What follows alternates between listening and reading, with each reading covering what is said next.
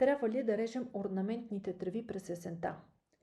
Традиционно много хора изрязват орнаментните треви още през есента, за да изчистят градината преди зимата.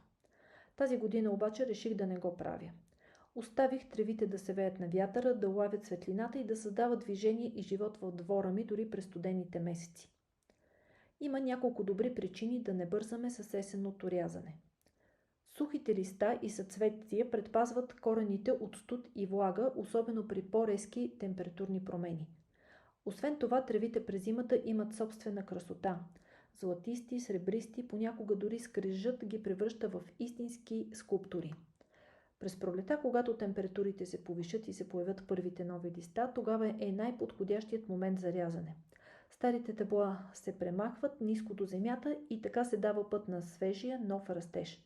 Резултатът е по-здрава, по-плътна и по-красива туфа през сезона.